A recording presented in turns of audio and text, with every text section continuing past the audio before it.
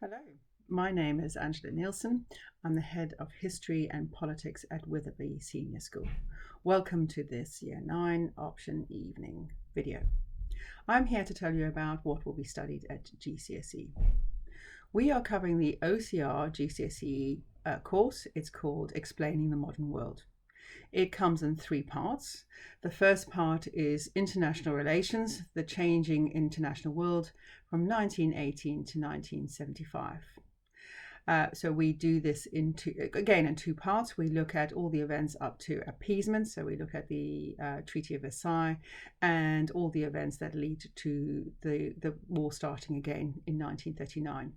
And then we look at, we do an interpretation question on appeasement. We then step into what is known as our depth study on Germany from 1925 to 1955. So we are picking up the story from after the first attempt of Hitler to take power, so the Munich Putsch, his trial and his imprisonment. And we're looking from 1925 when he reorganizes the party and prepares for elections. We look at Nazi Germany through the war and then right up to 1955. So that's its era of sort of restructuring when Germany has been separated into East and West. We then re-pick up our international relations and we look at the Cold War from 1945, the development of the cause of the Cold War, all the main events up to 1975. This is a core study, so international relations is a core study that we have to complete. But actually many students enjoy doing this study, and of course they enjoy doing the Germany unit. My current year 10s are doing an independent research project at the moment on life in Nazi Germany, studying different areas, so Nazi youth, women in Nazi Germany, workers, the police state, persecution, etc. And opposition, so many other things that they're looking at, which they are thoroughly enjoying, having the opportunity to take a kind of deep dive into a topic area. Right, so that's the first core one and our depth study on Germany. The next thing that we do is a British thematic study. So we're looking at power, monarchy and democracy in Britain from about the year 1000 to 2014. So you might be thinking that is a lot of history to cover, and it is. However, this is what we call thematic study. So we're really looking at the transfer of power, the theme of transfer of power, and the development of democracy over that time period. We don't have to know every single bit of history in depth, so don't be troubled by that. And actually we find that students really enjoy this topic a lot because it does go up to modern day and they are able to have an understanding of various modern day events that they might have heard of and then know more about, so miners' strike, the role of Margaret Thatcher, Tony Blair, for example. Right, then our last component is a British depth study. So we look at the English Reformation from about 1520 to 1555. The focus here is on Henry VIII and his break from Rome and the dissolution of the monasteries, in other words, the closing down of the monasteries.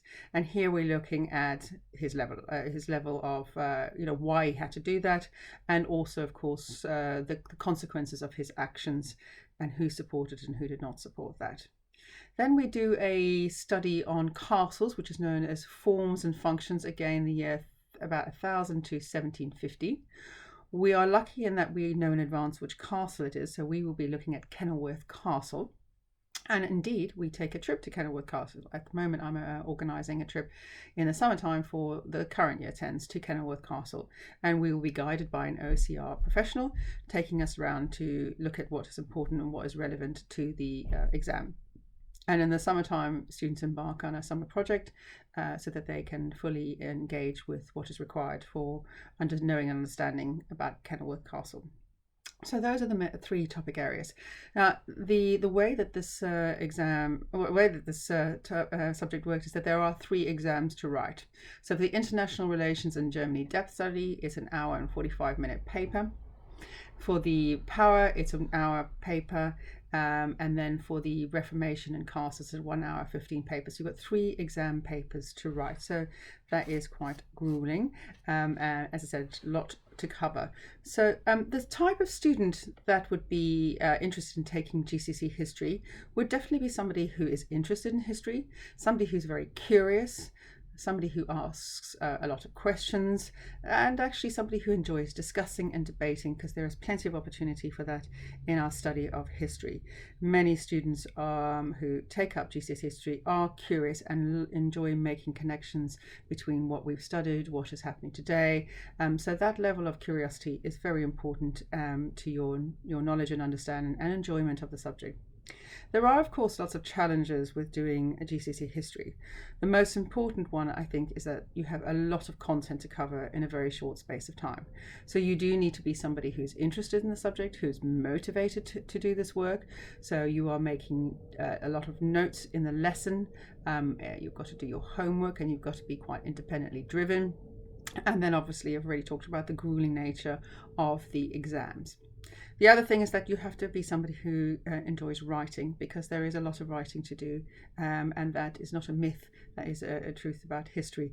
So once you finish writing your exams, you generally have quite a sore hand from having to write quite a bit, although of course there'll be people who might be typing their work.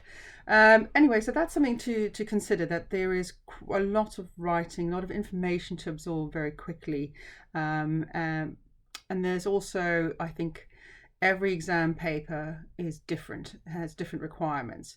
So you have a range of questions, which is useful. So you'll have a lot of short questions, a 2-mark question, a 5-mark question, a 10-mark questions. Those are more manageable. But then you also have the long sort of essay questions, the 18-marker, 24-marker.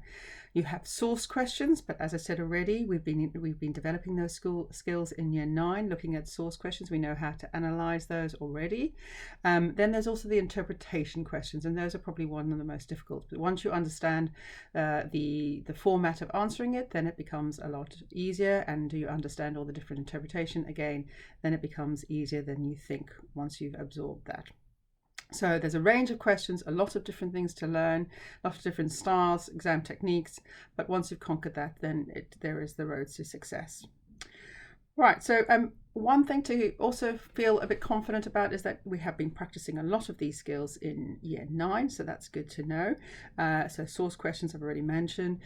Currently in Year 9, we are looking at the causes of the First World War, and then we're going to go on to look at different interpretations of the war. So we're going to have our first taste of looking at that concept of how do you look at different interpretations to work out what has happened and the causes of the war. So that is something that we're practicing. So going into Year 10, you will already have some knowledge of the skills that are required. So that is useful, because I said we're going to do 2 interpretations at GCSE, and that is appeasement and the Cold War. Right, so just a couple of other things to think about. You know, if you've enjoyed your Year 9 course already, then of course this is going to be a subject that you will enjoy. So we have already looked in Year 9 at the Empire, Victorian Britain. We're embarking on the First World War, and the topics we still have to do is World War II, the Holocaust, and decolonization. So all of those things will give you kind of some important background knowledge to understand. Okay, so just a little other things is that, yes, history is very popular. We currently have 4 classes taking up GCSE, so it is something that is very popular. And we have done very well, obviously, even considering the fact that the last 2 years have been a sort of a teachers assessed grade.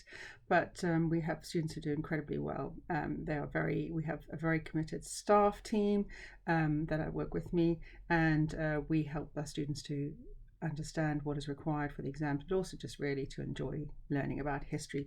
That is important. So I know that you have a difficult choice ahead of you, lots of decisions to make on the courses, but if you decide to take history, I know that you will enjoy what we study. You will really find that you learn lots of new skills, and these are the skills and knowledge that will go with you for the rest of your life. So good luck with your choices, and I look forward to seeing you in our GCSE classes. Thank you. Goodbye.